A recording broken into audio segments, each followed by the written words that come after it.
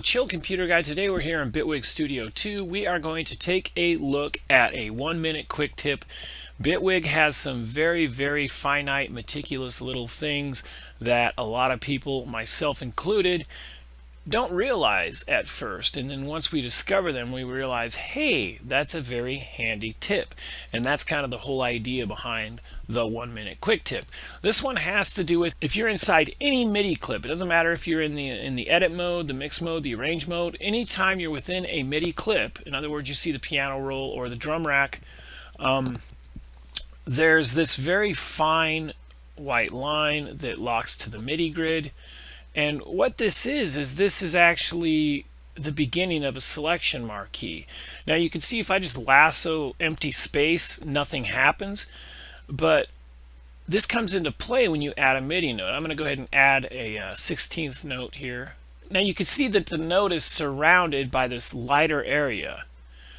Now this represents the selected area. Say this is my kick drum. I want quarter note kick drums. If I go Control D, wait, that's not what I want. These are 16th. I don't want 16th note kick drum. No, but what you can do is if any MIDI note you select will automatically a selection marquee around just that MIDI note.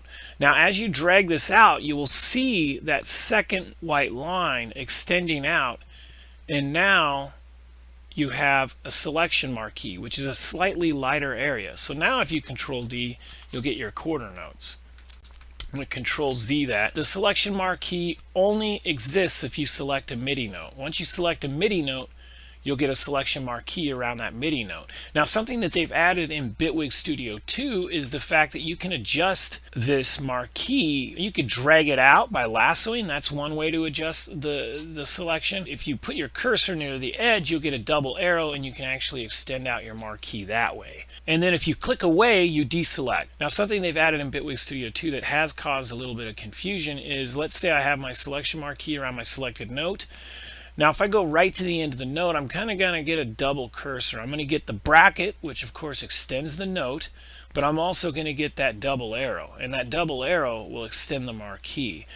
Now, like I say, this is new in Bitwig Studio 2, but this actually caused a little confusion with me. I was down here, I had my notes, my selection marquee all dialed in. I wanted to extend my note out, and I was like, whoa, what's going on? And Bitwig is very meticulous about there's a lot of things that go on within a few millimeters. So there's a lot going on at the end of this note. So you have a dual purpose here. And if you float around the end of the note, you'll get the bracket to extend the note, or you'll get the double arrow to extend the selection marquee. And if you just hover your cursor at the end of the note and just kind of move it around a little bit, you'll be able to select between the two.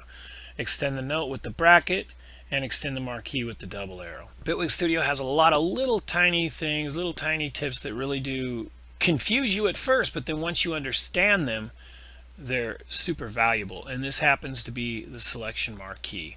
So again, you can drag that out using the double arrow, or you can lasso it and drag it out that way. But the important thing to understand is that those two very fine white lines in this lighter area represents the selection, the marquee selection, and that is what is selected when you Control D or copy or paste or whatever you want to do.